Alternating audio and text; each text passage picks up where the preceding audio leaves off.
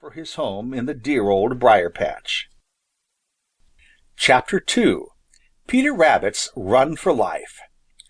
It was very, very early in the morning when Old Mother West Wind came down from the Purple Hills with her big bag, and out of it emptied her children, the Merry Little Breezes, to play on the Green Meadows.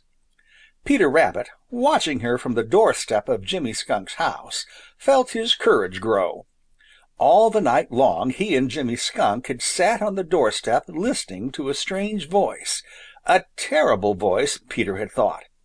But with the first light of the coming day, the voice had been heard no more, and now, as Peter watched Old Mother West Wind just as he had done so often before, he began to wonder if that dreadful voice hadn't been a bad dream.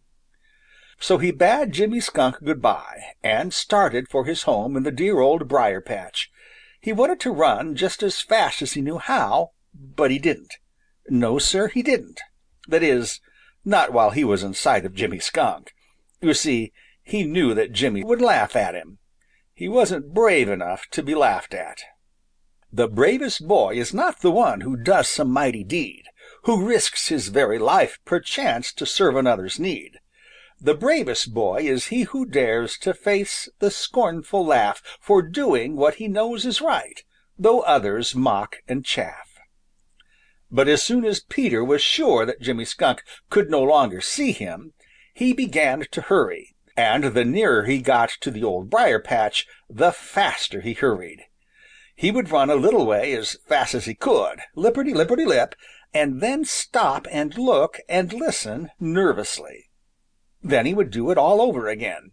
It was one of these times when he was listening that Peter thought he heard a soft footstep behind him. It sounded very much like the footstep of Reddy Fox. Peter crouched down very low and sat perfectly still, holding his breath and straining his ears. There it was again. Pit-a-pat, pit-a-pat, very soft and coming nearer. Peter waited no longer. He sprang forward with a great leap and started for the dear Old Briar-patch as fast as he could go, which, you know, is very fast indeed.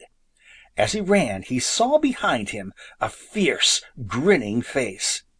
It was very much like the face of Reddy Fox, only larger and fiercer and gray instead of red.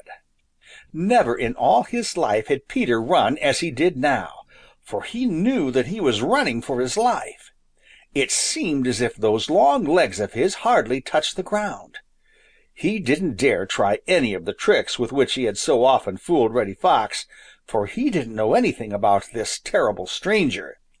He might not be fooled by tricks as Reddy Fox was. Peter began to breathe hard. It seemed to him that he could feel the hot breath of the fierce stranger.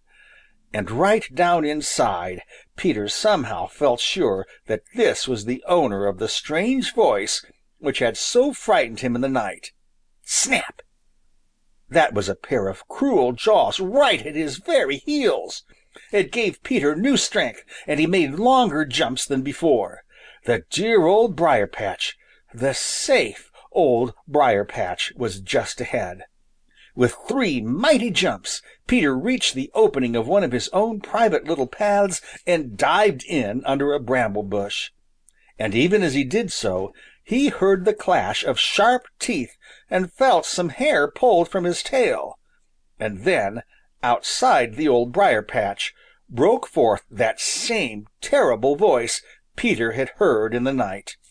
Peter didn't stop to look at the stranger, but hurried to the very middle of the Old Briar-patch, and there he stretched out at full length and panted for breath. Chapter 3. Reddy Fox Makes a Discovery. Reddy Fox had boasted that he was not afraid of the unknown stranger who had frightened Peter Rabbit so, and whose voice in the night had brought the great fear to the Green Meadows and the Green Forest. But Reddy Fox is always boasting, and a boaster is seldom very brave. Right down deep in his heart, Reddy was afraid.